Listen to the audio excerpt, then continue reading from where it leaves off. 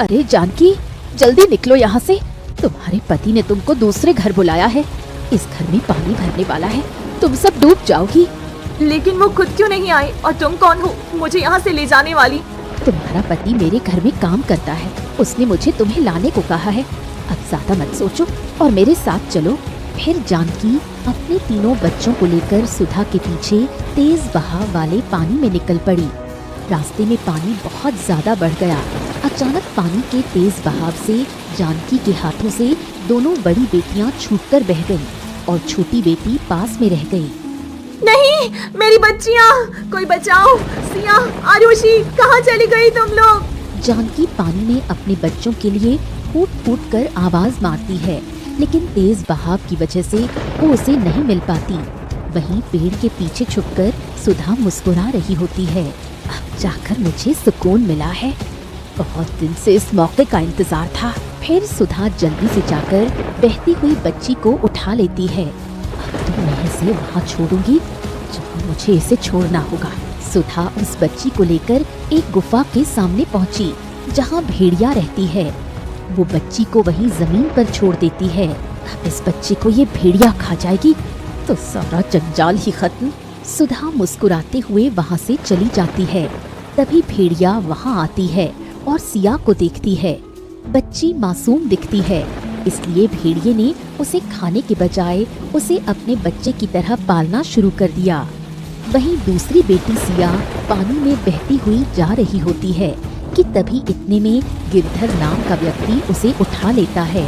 अरे ये तो एक मासूम बच्चा है, लगता है तेज पानी के बहाव में बहती हुई यहाँ आ गई है। चलो अब मैं इसे बेच दूंगा तो मुझे इसके बदले अच्छा दाम मिलेगा, पर मुझे इसकी अभी परवरिश करनी होगी। और जो मेरे बच्चे, आजा आजा। और ऐसे ही धीरे धीरे वक्त बीतता है और 18 साल बीत जाते हैं। रमेश और जानकी अपनी बेटियों को याद करके फूट फूट कर रो रहे हैं।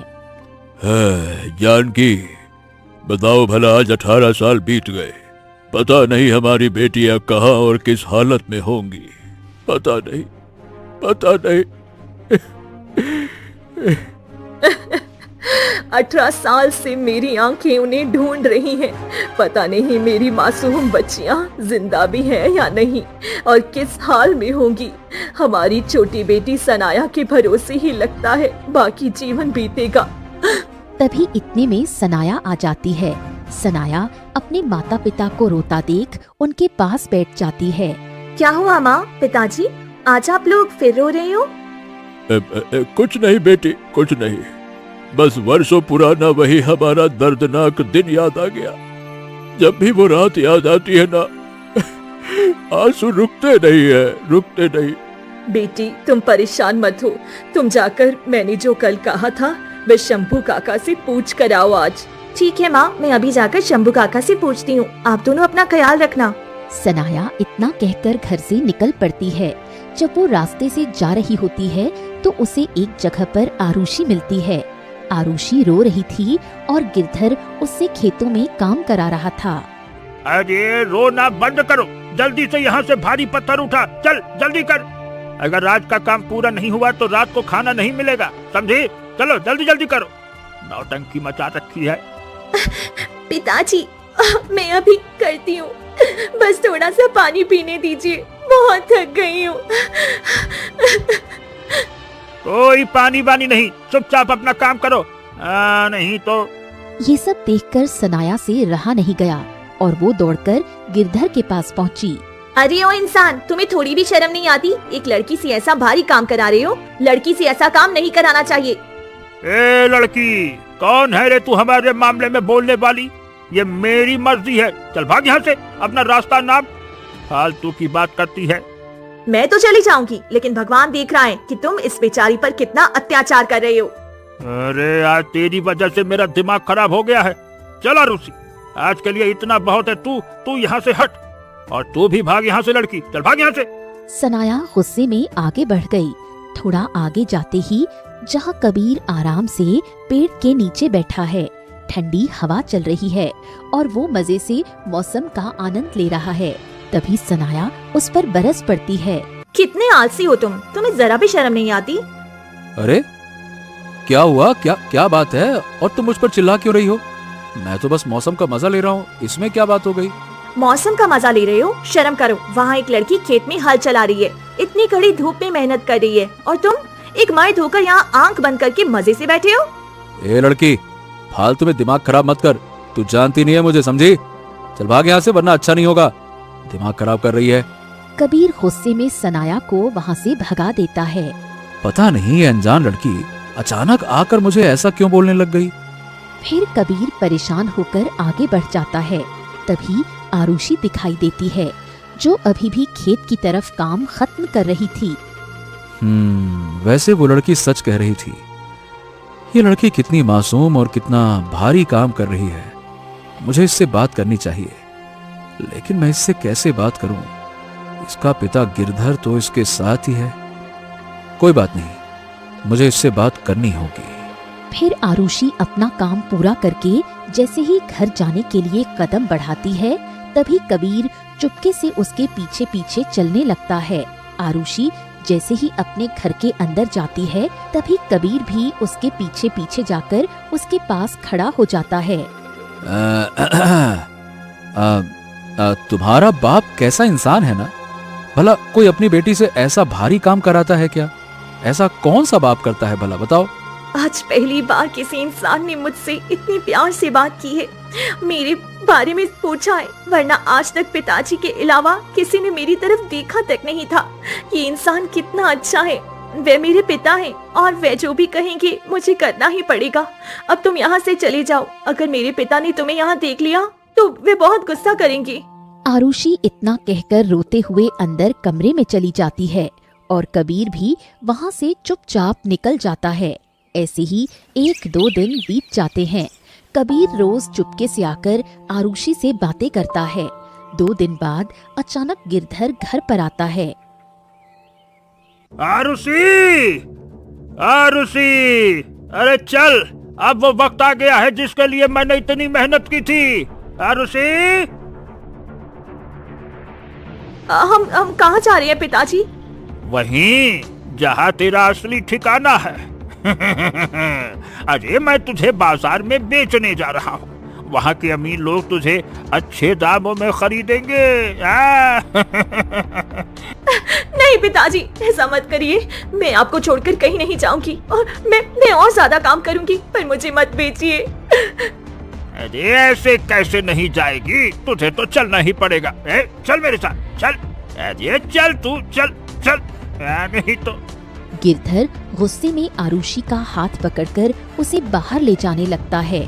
आरुषि रोती चिल्लाती है, पर गिरधर नहीं सुनता। कबीर, तुम कहाँ हो? मुझे बचा लो। पूरे गांव में सिर्फ तुम ही थे जिसने पहली बार मुझसे हमदर्दी दिखाई थी, मुझे अपना समझा था। तुम मुझसे मिलने क्यों नहीं आई कबीर? गिरधर आरुषि को लेकर गांव से चला जाता है। 2 दिन बाद कबीर हमेशा की तरह चुपके से आरुषि से मिलने आता है और खिड़की के पास जाकर आरुषि को ढूंढता है। आरुषि, आरुषि, कहाँ हो तुम? देखो मैं आ गया। आरुषि। कबीर को खिड़की के पास आरुषि नहीं मिलती। पूरा कमरा खाली देखकर कबीर परेशान हो गया। अरे ये कहाँ चली गई? यहाँ तो कोई भी नहीं है, पूरा घर ही खाली पड़ा है। कहीं वो किसी मुसीबत में तो नहीं है? कबीर परेशान होकर बाहर गली में उसे ढूंढ ही रहा था कि तभी वहाँ अचानक सनाया आ गई। कबीर सीधे दौड़कर उसके पास जाता है। ए सुनो, तुम उस दिन वाली लड़की हो ना? ये बताओ, तुम्हें पता है वो खिड़की वाली लड़की आरुषि कहाँ गई? वो कहीं मिल नहीं रही, कहीं दिख नहीं रही। मुझे क्या पता कहाँ गई और कौन थी वे? मैं क्या उसकी चौकीदार हूँ? अरे बड़ी अजीब लड़की हो तुम। ये बताओ, अगर तुम्हें कुछ पता ही नहीं था तो उस दिन मुझे मर्द होने का इतना बड़ा भाषण क्यों सुनाया था, हैं? अरे बाबा, वह तो मेरी आदत है। मैं दिन में किसी एक इंसान को फालतू का भाषण जरूर सुनाती हूँ। उस दिन तुम्हारा नंबर था तो तुम्हें सुना दिया। इसमें इतना गुस्सा क्यों होना? तुम सच में पागल हो, मेरा दिमाग मत चाटो। कबीर गुस्से में वहाँ से भागता है और आस पड़ोस के लोगों से आरुषि के बारे में पूछने लगता है। सनाया भी मजे लेने के लिए उसके पीछे पीछे भागी। कबीर वहीं पास में खड़े एक पड़ोसी कालू से पूछता है। कालू काका, इस घर के लोग कहाँ चले गए? वो लड़की और उसका बाप वो कहीं दिखाई नहीं दे रहे, कहाँ गए वो लोग? देखो बेटा कबीर, वो उसका बाप नहीं था। वो गिरधर तो कोई रहस्यमयी आदमी है। वो यहाँ का रहने वाला ही नहीं है। वो हर साल एक नई लड़की को लाता है, उसे कड़ी मेहनत करना सिखाता है और फिर दूसरे गांव के बड़े बाजार में ले जाकर बेच देता है। हे भगवान, वो लड़की इतने बड़े खतरे में थी और मैं कुछ समझ ही नहीं पाया। छी छी छी छी छी छी, मुझे अफसोस है कि मैं उसकी आंखों का दर्द पहले क्यों नहीं जान पाया। नहीं नहीं नहीं नहीं नहीं, मुझे उसे बचाना ही होगा। मैं उस लड़की को इस तरह से बिकने नहीं दूंगा। मैं उसे उस दरिंदे से बचाकर ही दम लूंगा। हाँ। कबीर तेजी से आगे बढ़ने लगा। तभी सनाया भी उसके साथ साथ चलने लगी। ए लड़की, तुम मेरे पीछे पीछे क्यों आ रही हो? जाओ जाओ, अपने घर जाओ, रास्ता छोड़ो मेरा, जाओ। अरे मैं क्यों भागूं? मुझे भी देखना है कि तुम मुझसे कैसे बचाते हो। और वैसे भी अकेले जाओगे तो रास्ता भूल जाओगे। मेरा दिमाग बहुत तेज चलता है, समझे? हे भगवान, एक तो वो लड़की गायब है, ऊपर से ये मेरा सर पकड़ के मेरे पीछे पीछे चली आ रही है। अरे चुपचाप घर जाओ, वरना अच्छा नहीं होगा। जाओ।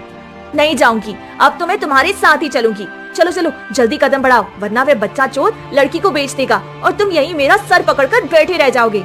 तुम अपनी ये बकवास बंद करोगी ना तो हम जल्दी पहुंचेंगे। चलो अब। तभी सनाया जैसे ही आगे बढ़ी वो गड्ढे में गिर पड़ी। अरे ये क्या, मैं तो गड्ढे में गिर गई। कबीर मुझे बाहर निकालो। ओहो ठीक है, रुको अभी निकालता हूँ। रुको रुको, अरे रुक जाओ, इतना हलचल मत करो, रुको अभी निकालता हूँ। कबीर उसे निकालने लगता है लेकिन वो नहीं निकल पाती। अब इतने घने जंगल में इतना बड़ा गड्ढा कहाँ से आ गया? जल्दी से निकालो ना, मुझे बहुत घबराहट सी हो रही है इस गड्ढे में। तभी अचानक झाड़ियों से एक भेड़िया कबीर के सामने खड़ी हो जाती है। कबीर इतना डर जाता है कि खुद भी उस गड्ढे में गिर जाता है। डरपोक कहीं के, एक भेड़िए से डर गए? अरे वो भेड़िया है पागल औरत, उसे देखकर मैं क्या, कोई अच्छे से अच्छा मर्द भी डरेगा। तो क्या तुम्हें डर नहीं लगता भेड़िए से? अरे अगर मैं बाहर होती तो कभी नहीं डरती। तभी इतने में सिया वहाँ आ जाती है। माँ तुम यहाँ क्या कर रही हो? खामखा इन दोनों को डरा दिया। भेड़िया तुरंत पीछे हट जाती है। ये क्या, तुम इस भेड़िए को माँ क्यों कह रही हो? ये मेरी माँ है और बचपन से इन्होंने ही मुझे पाल पोस कर बड़ा किया है। रुको, मैं तुम दोनों का इस गड्ढे में से निकाल देती हूँ। सिया उन दोनों को उस गड्ढे से बाहर निकालती है। वैसे तुम दोनों कहाँ जा रहे हो? हमें किसी की तलाश है, पर पता नहीं वो कहाँ और किस हालत में होगी। तो तुम एक काम करो, हमारे घर चलो और कुछ दिन वहाँ रहो। यहीं पास ही में एक गुफा है, उसी में मैं और मेरी माँ रहती हैं। वहीं से जिसे ढूंढना है ढूंढ सकते हो। चलो ठीक है। लेकिन मुझे ये समझ में नहीं आता, तुम हमारी तरह इंसान हो पर तुम्हारी माँ भेड़िया कैसे हो सकती है? वैसे मुझे नहीं पता, बस यही मेरी माँ है। और अब तुम सब चलो। सिया उन दोनों को लेकर अपनी गुफा में आ जाती है। तुम लोग बताओ, आखिर तुम किसे ढूंढ रहे हो? मतलब कि एक आदमी है गिरधर, वो बच्चे चुराकर बाजारों में बेचता है, उसी की हमें तलाश है। वह तो मेरी माँ ढूंढ लेंगी। क्या? ये क्या कह रही हो तुम? चलो माँ, हमें उस व्यक्ति की तलाश करना है। फिर भेड़िया समझदारी से सिर हिलाकर आगे बढ़ जाती है और सिया भी उसके साथ साथ वहाँ से निकल पड़ती है। मुझे तो घबराहट महसूस हो रही है, क्या ये हमारी मदद कर पाएगा? देखो, एक भेड़िया और एक इंसान, दोनों की माँ बेटी की जोड़ी है। अब शायद हमारी ये दोनों मदद जरूर करेंगे, क्योंकि दोनों का रिश्ता तो बहुत मजबूत लग रहा है। फिर ऐसे ही वो दिन भी बीत जाता है। अगली सुबह होते ही सिया भागते हुए कबीर और शनाया के पास आती है। क्या हुआ? तुम इतना घबरा क्यों रही हो? क्या बात है? हमें उस आदमी का ठिकाना पता चल गया है। मैं और मेरी माँ ने मिलकर पूरी रात उसकी छानबीन करते करते एक जंगल के गुप्त ठिकाने का पता लगाया है, जहाँ कई सारे आदमी हैं। चलो हम चलते हैं। ठीक है, चलो चलते हैं। फिर इतने में सभी वहाँ से जाने लगते हैं। तभी अचानक भेड़िया वहीं रुक जाती है। ये क्या माँ, तुम क्यों नहीं चल रही हो? लगता है ये डर गई है। नहीं, जब भी ये रुक जाती है तो मैं समझ जाती हूँ कि अभी मेरी माँ की तबीयत ठीक नहीं है। चलो हम तीनों चलते हैं। माँ तुम जाकर आराम कर लो। भेड़िया वहाँ से वापस चली जाती है और सिया, शनाया और कबीर आगे बढ़ जाते हैं। थोड़ी ही देर में वो एक झोपड़ी में पहुंचते हैं जहां गिरधर बैठा हुआ था और सामने 2-3 लड़कियां थीं। हाँ, यही वो व्यक्ति है। चलो चलो उसे पकड़ते हैं आज। कबीर झोपड़ी के अंदर जाता है और गिरधर को दबोचकर पकड़ लेता है। जल्दी से इन सबको यहाँ से बाहर निकालो और इसे इसकी सजा मिलेगी। तभी अचानक कबीर गिरधर को छोड़ देता है और जोर जोर से हंसने लगता है। तुम हंस क्यों रहे हो कबीर? मुझे यहाँ से आजाद करो। इसने देखो हमें बंदी बना कर रखा है। हाँ, चिंता मत करो, हम सब तुम्हारी मदद के लिए आए हैं। अरे मैं इस आदमी को खोज रहा था 5 साल से, ताकि इसका धंधा मैं अपना सकूं। ये तुम क्या कह रहे हो? यानी कि ये सब तुम्हारी चाल थी? तुम ये कह दो कि तुम सब झूठ बोल रहे हो। ना ना ना ना ना, ये बिल्कुल झूठ नहीं है। अरे यही तो सच बोला है अभी तक मैंने। तुम ऐसा नहीं कर सकते हो। हम लोगों ने तुम पर भरोसा किया और तुम्हारी भरोसे से मैं यहाँ तक इसे बचाने आ गई और तुम हमारे साथ ऐसा नहीं कर सकते हो। देखो, तुम्हें जो चाहिए मैं देने के लिए तैयार हूँ, बस हमें यहाँ से बाहर निकाल दो। तुम ऐसा नहीं कर सकते, तुम तो अच्छे इंसान थे। अरे मुझे ये सब बकवास नहीं सुनना। अब तुम तीनों में से कोई भी इस झोपड़ी से बाहर नहीं जाएगा, और वो भेड़िया यहाँ का रास्ता भी नहीं जानती है, तो वो यहाँ कभी आ ही नहीं पाएगी। क्योंकि अब मैं तुम दोनों को एक ऐसी जगह ले जाऊंगा जहां किसी को पता नहीं चलेगा। चलो मेरे साथ, चलो, मैंने कहा चलो। कबीर उन तीनों को वहां से जबरदस्ती ले जाता है और जंगल के बीच एक पुराने खंडहर के पास पहुंच जाता है। बस आज की रात बीत जाए, उसके बाद तो मेरा मकसद जरूर पूरा होगा। फिर ऐसे ही वो दिन बीत जाता है। आधी रात होते ही सनाया और सिया की आंख लग जाती है। तभी आरुषि उस कमरे से चुपके से निकलकर बाहर बैठे कबीर के पास आती है। तुम यहाँ क्यों आई हो? मैं कहता हूँ चली जाओ यहाँ से, वरना तुमने मेरा असली रूप अभी देखा नहीं है। जाओ यहाँ से। तुमने हमारे साथ ऐसा क्यों किया? कबीर, मैं तुमसे प्रेम करने लगी थी। जब मैं तुमसे बिछड़ गई थी तो सोचा था कि कभी तुमसे नहीं मिल पाऊंगी, और आज मिले भी तो तुम इतने बेगाने क्यों हो गए? अब मिले हो तो भी मेरे नहीं हुए। कबीर बिल्कुल चुप रहता है और आरुषि की तरफ देखता है। एक काम करो, इन दोनों लड़कियों को बेच दो और मुझे अपना लो, मुझसे शादी कर लो। सोचो, सारी जिंदगी से मेरा अपना कोई भी नहीं है। तुम मेरी पति बन जाओगी तो हमारे बच्चे होंगे, हमारा परिवार होगा। मेरी सारी जिंदगी का प्यार तुम्हारे पास सिमट जाएगा। ठीक है, लेकिन ये दोनों लड़कियां तो तुम्हारी मदद कर रही थी, तुम्हें इनके लिए बुरा नहीं लगेगा? कब तक दूसरों के बारे में सोचूं? अब मुझे अपने बारे में सोचना है। बुरा तो लग रहा है, पर अब मैं भी अपनी जिंदगी कुछ दिन खुशी से जीना चाहती हूँ। ठीक है, तो चलो पहले उन दोनों को कमरे में बंद कर देते हैं, क्योंकि अगली सुबह सौदा हम उन दोनों का ही करेंगे।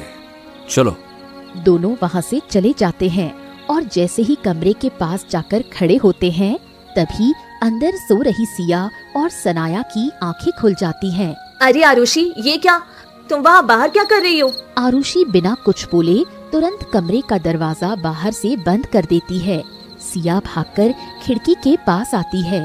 ये क्या आरुषि, तुम ये क्या कर रही हो? तुमने हमें बंद कर दिया। अरे हम तो यहाँ तुम्हारी मदद करने के लिए आए थे और तुम खुद हमारी दुश्मन बन गई। बाहर निकालो हमें। अगर तुमने मुझे यहाँ से बाहर नहीं निकाला तो मेरी माँ तुम लोगों को छोड़ेंगी नहीं। मैं वही करूँगी जो मेरे लिए सही है, क्योंकि मैं तुम दोनों की बातों में आकर अपने प्रेम को नहीं खो सकती। अब तुम दोनों यही कैद रहकर अपना बाकी जीवन बिताओगी।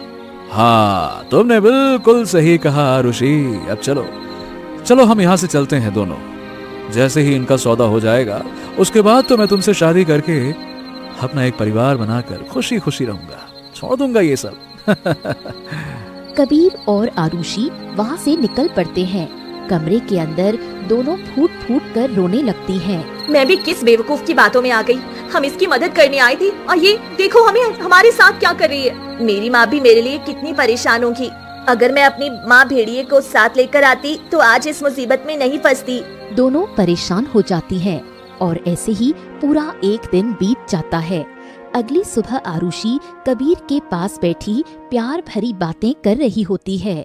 आज तक मैंने कभी किसी से प्यार नहीं किया और ना ही कोई प्यार भरी बातें की, लेकिन आज तुम्हारे साथ वक्त बिताने के बाद ऐसा लग रहा है जैसे स्वर्ग में कोई अगर जगह हो तो बस यही हो। आखिर हमारा सपना सच हो गया। हाँ बिल्कुल, बस एक बार इस कबीले के बड़े मालिक माँ शारदा से मैं मिल लूं, जो लड़कियों को हमारे देश से भी बाहर भेजता है। अगर उसका पता मुझे मिल जाए ना आरुषि, तो फिर इन छोटे मोटे लोगों से मुझे कोई मतलब ही नहीं रहेगा, हैं? हाँ, क्यों नहीं। दोनों ऐसे ही बातें करते हैं और वो रात भी बीत जाती है। अगली सुबह होते ही वहाँ एक बड़ा सेठ आता है। कबीर, लड़कियां तैयार है ना? हाँ हाँ, क्यों नहीं सेठ जी, मैंने सारा इंतजाम अच्छी तरह से कर दिया है। और हाँ सेठ जी, इस बार मैं कोई कम दाम नहीं लेने वाला। अरे हाँ हाँ, क्यों नहीं। अब चलो, जल्दी से मुझे वो लड़कियां तो दिखाओ। हाँ हाँ बिल्कुल सेठ जी, चलिए आइए चलते हैं, आइए। फिर कबीर उस सेठ को लेकर खंडहर के अंदर जाने लगता है। आरुषि ये देखकर मन ही मन सोचने लगती है, मुझे जल्दी से करना होगा। मैंने इतने दिनों तक जो संघर्ष किया है, आज वक्त आ गया है मैं इन सब ठगों को अच्छे से मजा चकाऊं।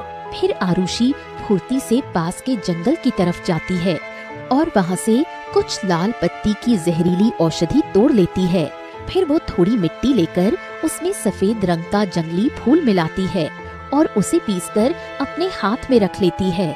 चलो, इतने दिनों तक मेरे उस नकली पिता गिरधर ने जो मुझे ये सब जड़ी बूटी और नकली दवाइयाँ बनानी सिखाई थी, आज उसी कला की मदद से मैं इन्हें ऐसा सबक सिखाऊंगी कि इन्होंने कभी सोचा भी नहीं होगा।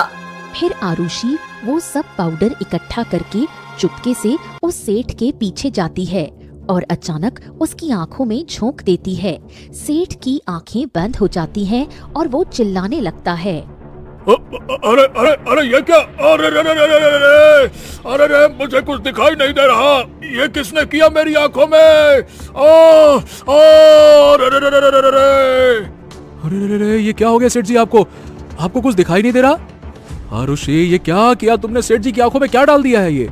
अरे नहीं, वह तो गलती से उड़कर कुछ चला गया होगा, मैंने कहाँ कुछ डाला है।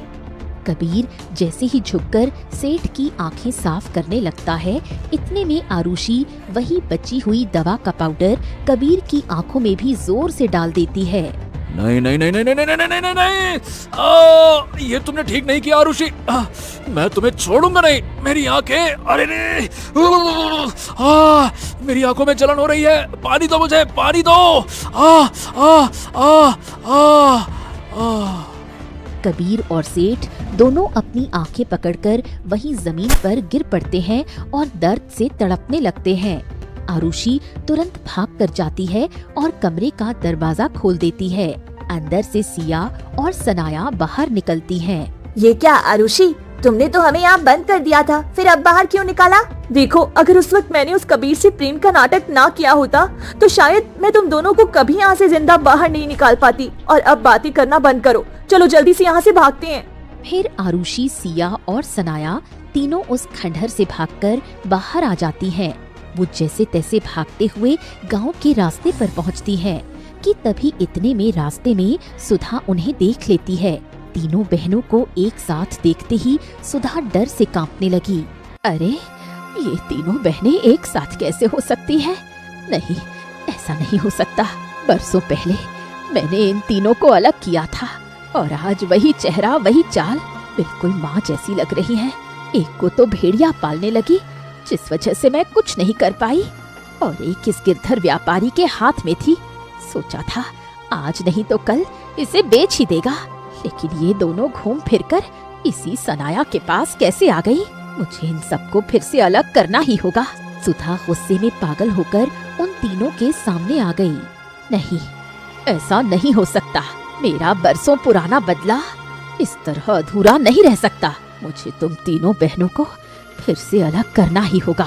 ये क्या कह रही हो तुम? हम तीनों बहनें हैं? हाँ, तुम तीनों सगी बहनें हो, और बरसों पहले मेरा जो बदला अधूरा रह गया था वो आज भी। अरे ये क्या, मैंने गुस्से में ये क्या बोल दिया?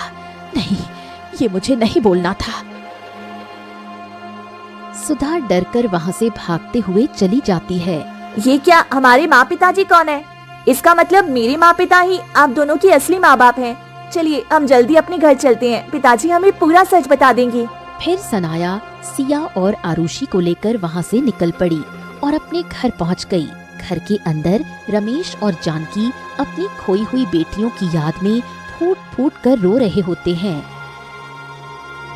तुम दोनों कौन हो बेटी? माँ, ये दोनों कोई और नहीं बल्कि आपकी वही खोई हुई बेटियाँ हैं जिसके लिए आप हर वक्त रोती रहती थी। क्या? ऐसा कैसे हो सकता है? ठीक है, मुझे यकीन है अगर ये दोनों मेरी बेटी होंगी तो दोनों के कंधे पर एक काला बहुत ही बड़ा तिल का निशान होगा। माँ, मेरे कंधे में भी एक निशान है, वह निशान तो मेरे कंधे में भी है। जानकी दोनों के कंधे पर निशान देखती है और उन्हें गले लगाकर फूट फूट कर रोने लगती है। अरे ये तो मेरी ही बेटियां हैं, यानी ये सच है। इतने दिनों तक तुम दोनों कहाँ थी? मुझे बहुत तुम दोनों की फिक्र हो रही थी। माँ, मुझे इतने दिनों से एक भेड़िए ने पाला पोसा। मुझे एक बूढ़ी औरत ने कहा भी था कि मेरे माता पिता इसी गांव में हैं। मैंने कई बार ढूंढने की कोशिश भी की पर मुझे नहीं मिले, लेकिन आज अपने परिवार से मिलकर बहुत खुशी हो रही है। मुझे भी यकीन नहीं हो रहा कि आज सच में हमारी असली माता पिता हमें मिल गए। आज मैं बहुत खुश हूँ, बहुत खुश। इतने सालों का हमारा सूनापन दूर हो जाएगा, ये मैंने कभी नहीं सोचा था। अब तो लगता है जैसे भगवान ने हमारी झोली में जन्नत की सारी खुशियाँ डाल दी हों। फिर दोनों खुशी से झूम उठते हैं। फिर उस दिन से सभी खुशी खुशी अपना जीवन जीने लगे। वहीं सुधा को पूरे गांव वालों के सामने लाकर हमेशा के लिए गांव से बाहर निकलवा दिया जाता है।